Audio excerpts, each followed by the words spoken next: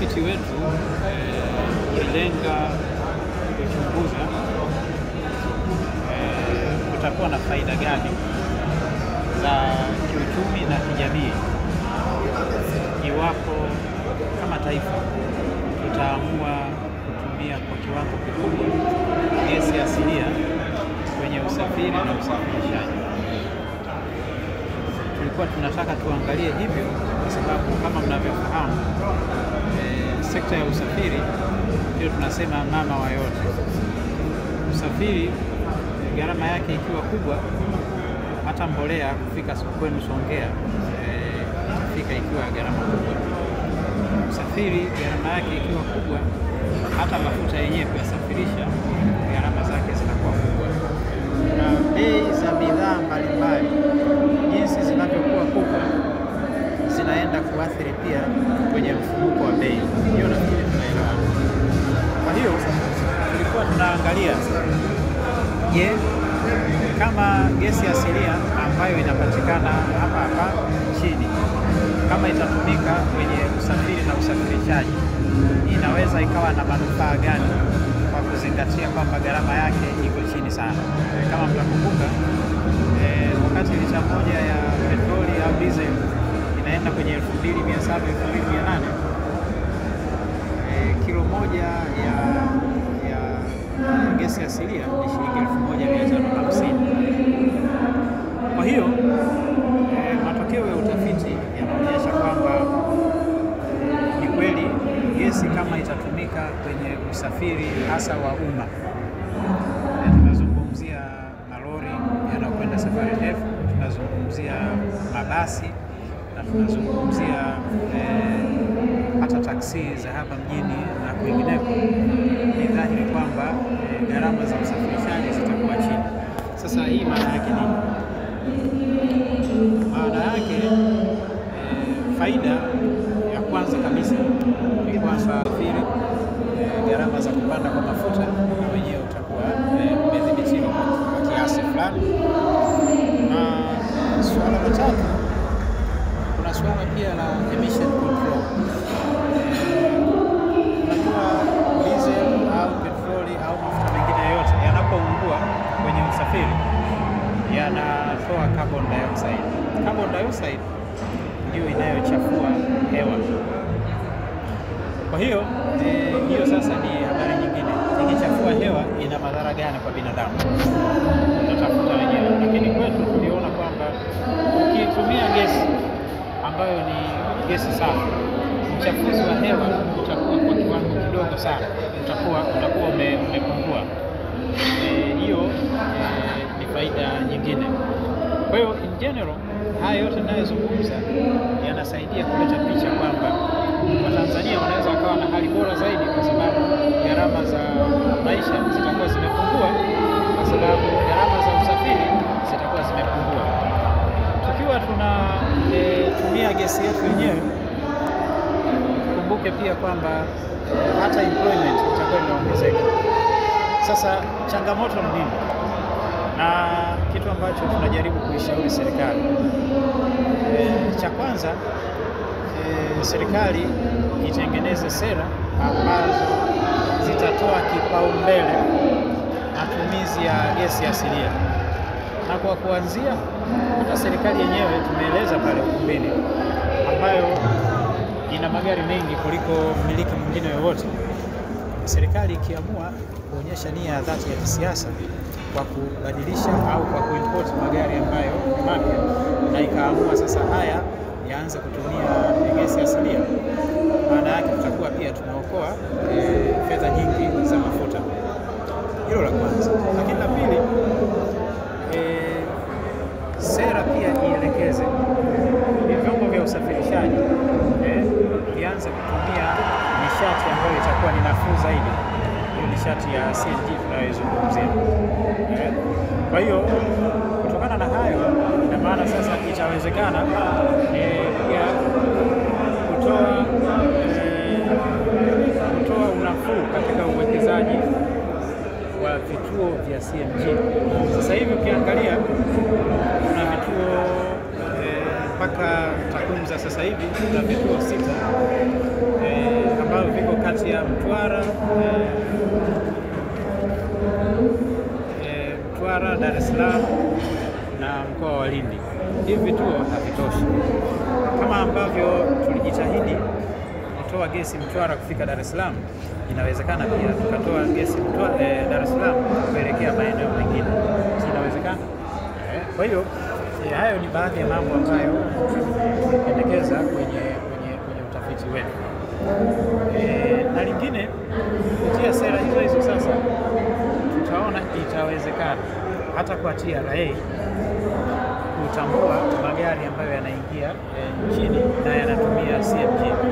Sasa hivi ukienda kwenye ukokotoaji wa kodi wa TRA anatambua magari yanaendeshwa kama kwa diesel au kwa petroli. Kwa hiyo ukija na gari yako ya CNG huwezi kupata unafuu wote, kwa sababu bado katika mifumo yetu hiyo itatambulika. Kwa hiyo kwa kifupi ni hiyo. Utafiti tulifanya kuanzia mwaka jana 2024 mwezi wa 9. I work with the regulator in the Department of Regulatory Economics, but you'll wonder why my interest in corporate social responsibility. I have a PhD in rural development, and corporate social responsibility is one of the key factors that assist in those forgotten areas, in the rural areas.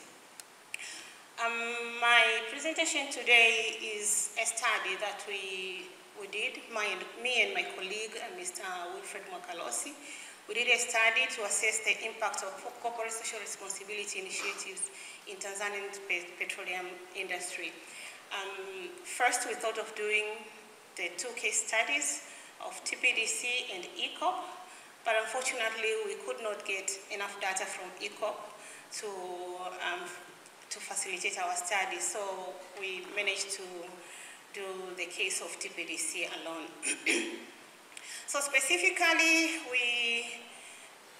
the study was undertaken in order to understand CSR's role in economic, social, and environmental development, as well as to provide recommendations for policy as well as for business opportunities in Tanzania and in Africa at large. Next slide, please. Next slide, please. The methodology we employed was a systematic desk review, and we collected mainly secondary data from TPDC annual reports, ranging from the financial year 2013-14 to 2022-23. And we also reviewed articles from academic journals and research reports, as well as policy papers. We also looked at the TPDC strategic plan on issues of corporate social responsibility. And our approach was mainly to examine CSR trends and the CSR spending trends of TPDC and in which sectors that contribution was intended or targeted. Next slide, please. Now, we move on to the next important slide, which is the key findings from our analysis. And we noticed that there were, over the decade that we got the data, there are over 2 billion Tanzanian shillings invested in different corporate social responsibility programs. And then we noticed that in 2014-15, there was over 506 million Tanzanian shillings invested in only 4 projects. But there is a diversity in subsequent areas where we see low funding but investment in many projects per year, up to 14 to 22 projects in 1 year. So there is a variation in investments in those corporate social responsibility projects. And we could see that there is a large focus on projects related to education. We see building of schools. We've seen that they have invested also in healthcare and in good governance. There were other projects with fewer funding and fewer in number in terms of environmental projects, water and sports. Initially, they invested a lot in the regions where it's a key hub in Lindi and Mtwara, where the gas originates, and towards Pwani and Dar es Salaam. But we could also see a diversification of and extending to other regions, including Tanga, Kagera, and even in Zanzibar. But we see that there's a challenge in balancing high-value projects like the ones in 2014-15, where they invested a lot of money in a few projects, and a broader impact, where they felt the need to invest in many projects at a time. The data that we collected was limited. That we could not easily translate it into the lasting benefits of how this corporate social responsibility helps the local communities. So we could not see any long-term impact. It's because of the data probably. We could not see any long-term impact in terms of employment. And we observed low funding allocation in some of the projects. And those initiatives could not ascertain that they were sustainable. Next slide, please. Now, this brings us to our conclusion. We see that CSR positively impacts several sectors in the economy in Tanzania, especially the sectors that we mentioned had more funding, like education, good governance, and healthcare. But then we do not have a clear policy enforcement because Tanzania does not have a CSR policy, a framework that particularly guides how CSR should be performed or conducted in these different companies. So to optimize CSR benefits, it's important to have a structured national CSR framework. Can we go to the next slide, please? So what does this mean? Next slide, please. What does this mean to policymakers? It is important to establish and strengthen CSR policy. We have to follow the core principles of CSR, the principles of sustainability, accountability, and transparency. We also have to engage the local communities. Stakeholder engagement is very important so that when you bring a project, you bring a project that the community really needs. And align the CSR framework with global standards. This will improve accountability and best practices. We also need to improve monitoring and impact measurement. As I said before, we did find data on how these projects were invested in certain sectors, healthcare, etc. But there is no impact measurement that is being made to understand how these projects really impact those communities. And also for policymakers, we also have to foster government-private-public partnerships, PPPs. This will help for the long-term sustainability of those projects. Next slide, please. What does this mean for businesses?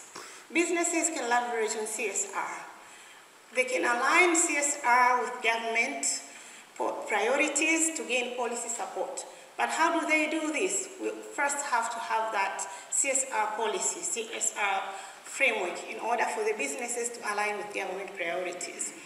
And they can invest in sustainable projects such as the renewable energy projects, vocational training for the local communities that will have a lasting impact in those communities.